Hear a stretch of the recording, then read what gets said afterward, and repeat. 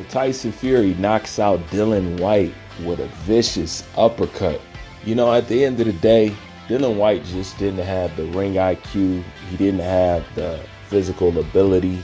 And he just didn't have the overall athleticism to deal with somebody like Tyson Fury. You know, Dillian Whyte still overloads on his punches, throwing those big overhand rights and throwing his body out of position and losing his equilibrium and all kind of stuff like that. And that's something that somebody like Tyson Fury is going to take advantage of. He won the fight simply on the outside. You know, he just picked him apart from the outside. Dillian Whyte, you know, he just didn't have no way to get in at the end of the day. Dillian Whyte, with somebody like Tyson Fury, he needed to take angles on Tyson Fury. You know, he needed to create openings, and he just couldn't do it at the end of the day. And Tyson Fury caught him with a nice uppercut. Vicious, knocked him out. So now that leaves the Gypsy King. What next for the Gypsy King? Tyson Fury says that this is his last fight and he's going to retire after this. I don't think Tyson Fury is ever really going to retire. If you paid attention to what Tyson Fury has said, Tyson Fury has talked about this very moment where he said he's going to retire and then come back and only fight the big fights and stuff like that. So I don't think this is the last that we're going to see of Tyson Fury. It's just that I don't think Tyson Fury wants to be obligated to do anything else until those big fights come about. And it's actually pretty smart, because by him retiring, and we all know that he'll come back for the right price, but by him retiring, like, his stock doesn't drop. It just stays the same, or it goes up from here.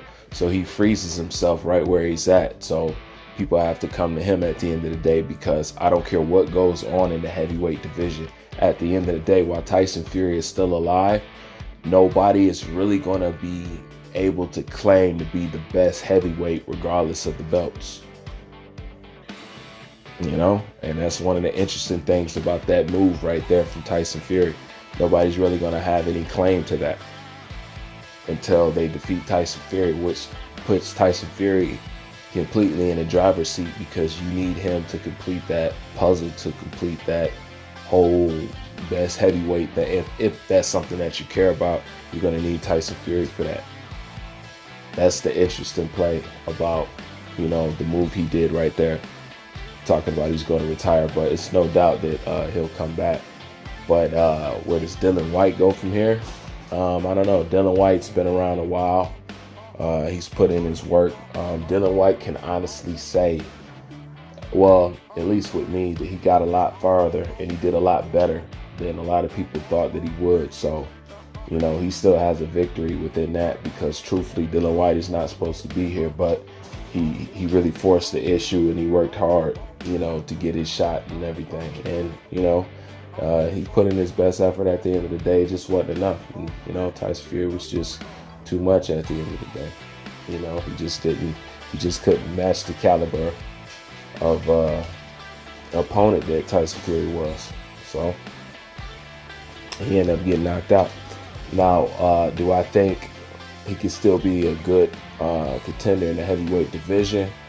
Yeah, he's still a threat, as long as he still want to box, you know.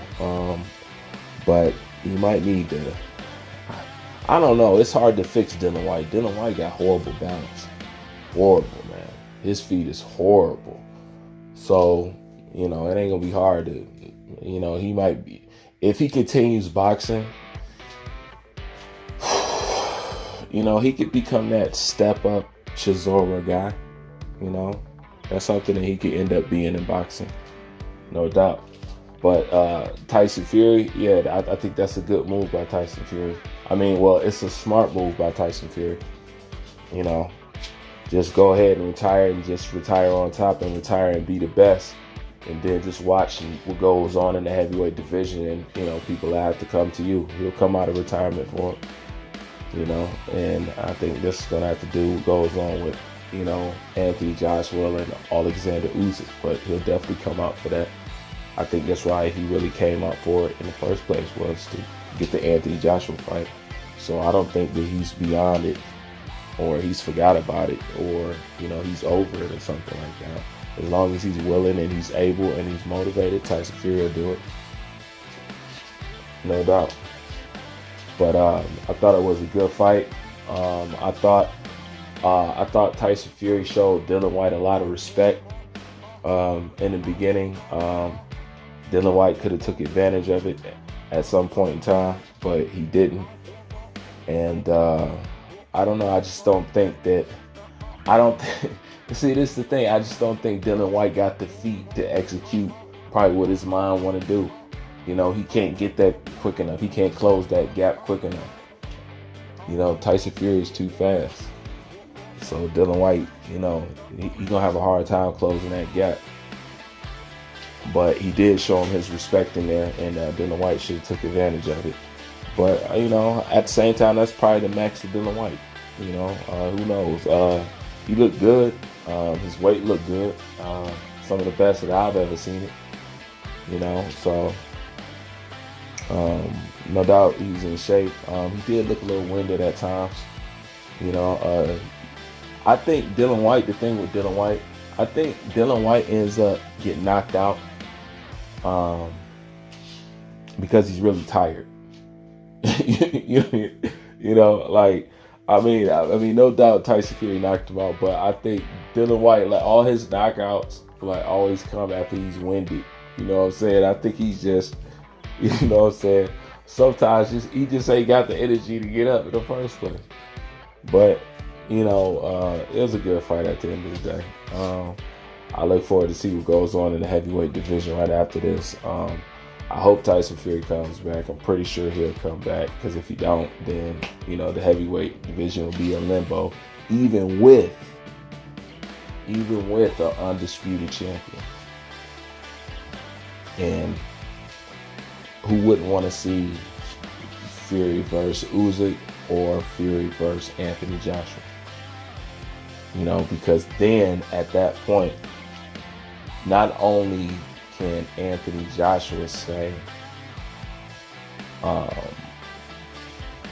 he beat Tyson Fury, Tyson Fury, he can't really say he can, in a way, but until he fights one of these guys to truly be undisputedly known as the best of your era, he has to fight the winner of either Joshua or Usyk. Truthfully, that's what he got to do. He got to fight the winner to one of them. And just like Anthony Joshua, even if he beats Usyk, and I mean, whoever the belt goes to after this, or however you want to do it at the end of the day, and that's another interesting thing. You know, if Fury's going ahead and, you know, if he's retired, that means the belt's back out there, so it's a vacant belt, so it'll be a void, you know, kind of thing. I don't know. It's interesting. Let's go ahead and talk about it. Let's see where boxing goes from here, with Fury retiring and the belt